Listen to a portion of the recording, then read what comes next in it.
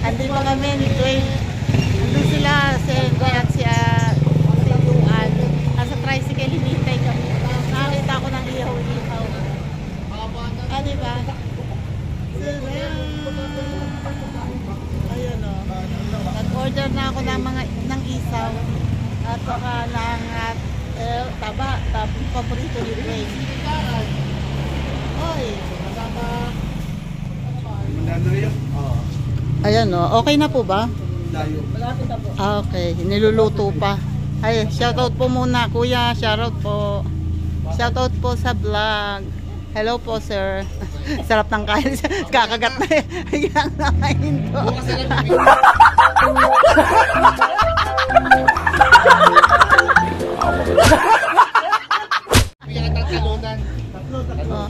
Ito kasi nga ihawan na to eh, napapansin ko lagi pag dadaan ko, ang dami laging bumibili.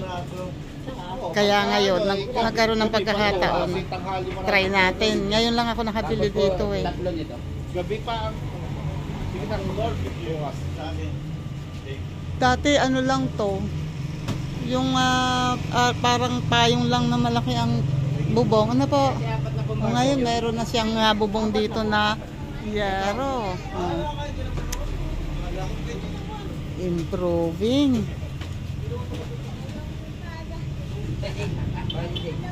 Ayan o, pag gusto nyo ng ihaw-ihaw, dito kayo pumunta. Katapat po siya ng halos ng simbahan ng ano ba na to? Protestante. Dito sa Indang, Binambangan Road. Dito siya nakapwesto. Matagal na tong ihawan na to. Dati nga payong-payong lang ang nito, bubong. Ngayon eto na may bubong na siya na yero. Hindi lang niya masaraduhan to kasi daan ito papasok doon sa kanila siguro. Ayan, okay na. Thank you, ma'am. Salamat po. Ayan o. Pa-subscribe ko, Tita Au Official. Thank you po. Salamat. Aidas Ihawan. Ayan po, ano nyo naman po, ha. Salamat po. Tara, let's go. Ayun o, nandito na kami ni Dwayne. Ayan, ayaw umandar. Wala. Sobrang lamig na daw kasi. Nalamig na, ayun na. Nandito kami sa tapat ng ano ba yun? Roof Deck Diner.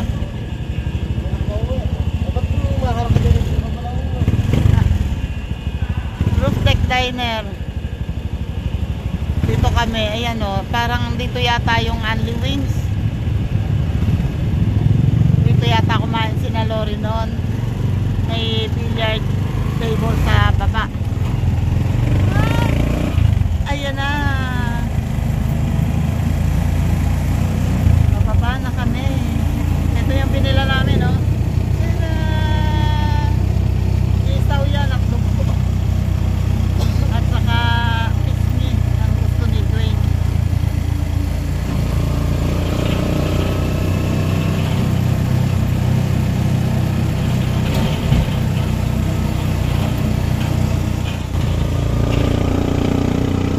Marayata Farm.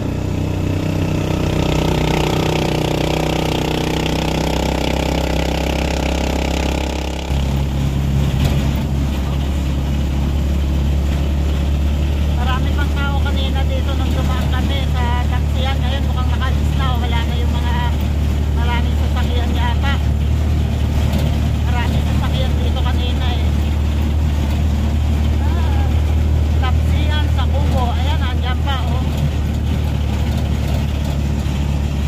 Ayun! Dito na kami sa bahay at eto na! Salamat!